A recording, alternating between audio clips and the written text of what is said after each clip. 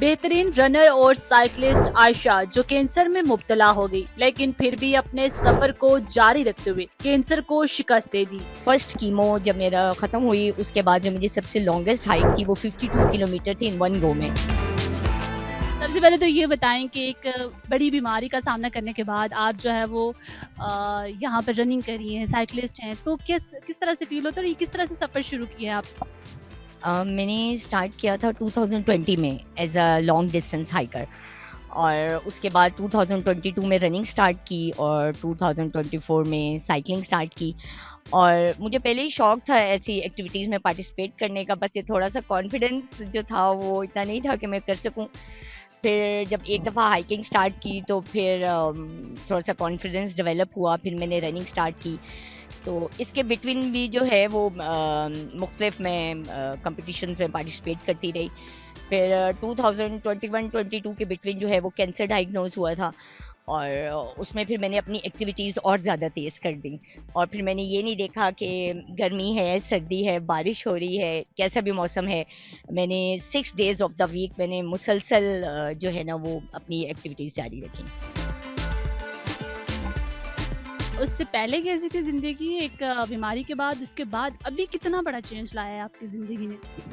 हाँ, बहुत मतलब चेंज है। आप बिल्कुल लाइफ आपकी चेंज हो गई है। अब हर वक़्त जो है वो यही माइंड में आ रहा होता है कि अब कहाँ भागना है, कहाँ हाइकिंग करनी है, कहाँ रनिंग करनी है। और अभी अब मैंने स्विमिंग भी स्टार्ट की है। अभी अच्छा। जी, एक क्लास ली है अभी, तो इंशाल्लाह ताला अब नेक्स्ट ईयर में आप उसमें भी मुझे देखेंगी। फर्स्ट कीमो जब मेरा ख़त्म हुई उसके बाद जो मुझे सबसे लॉन्गेस्ट हाइक थी वो 52 किलोमीटर थी इन वन गो में। और सब हैरान थे ये कैसे कर लिया एज़ अ कैंसर पेशेंट। पहली दफ़ा डायग्नोज हुआ तो क्या फ़ील क्या किया कि यार मतलब ज़िंदगी ख़त्म हो गई है, या मतलब मैं मुझ में है हिम्मत?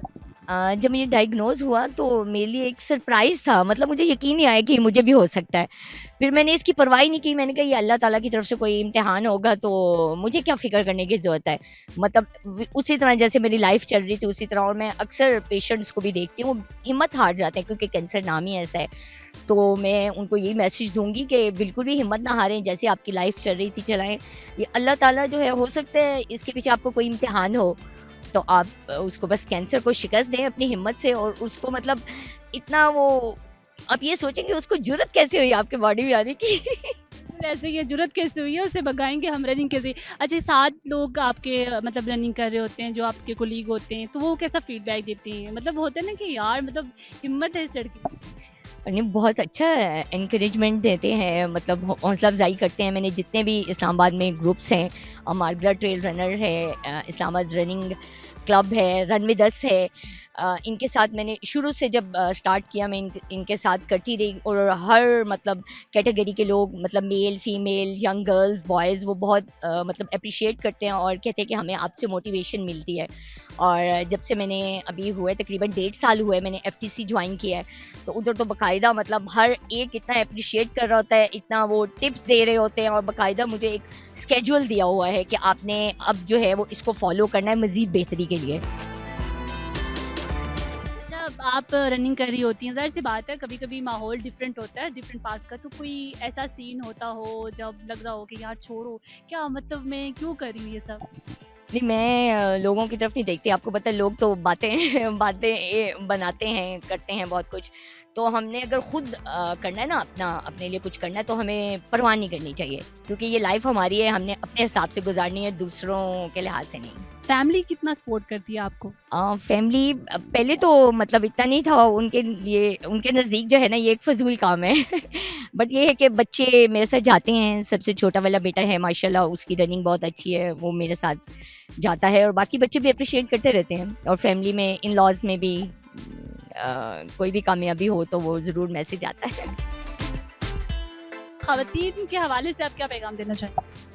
मैं ख़वातीन से ये कहूँगी कि बिल्कुल भी हिम्मत ना हारें और आप मतलब अपने फैमिली का इतना ख्याल रखती हैं, लेकिन आपका भी अपने ऊपर भी एक हक है, आप अपना ख्याल रखें और जो है अपनी सेहत का ख्याल रखें। और स्पेशली जब आपको कोई भी जिस समय कहीं भी कोई पेन कुछ है तो उसको इग्नोर ना करें। अक्सर हमारी ख़वातीन इग्नोर कर देती हैं और वो मसला बढ़ते बढ़ते वो बहुत ज़्यादा हो जाता है। तो मैं समझती हूँ कि वो भी ऐसी हेल्दी एक्टिविटीज़ में पार्टिसिपेट करें। सख्त हाइकिंग नहीं कर सकती लेकिन वॉक तो कर सकती हैं ना, डेली वॉक करें, वो उनके लिए अच्छा है। और मैं समझती हूँ कि when I can do it then every woman can do it.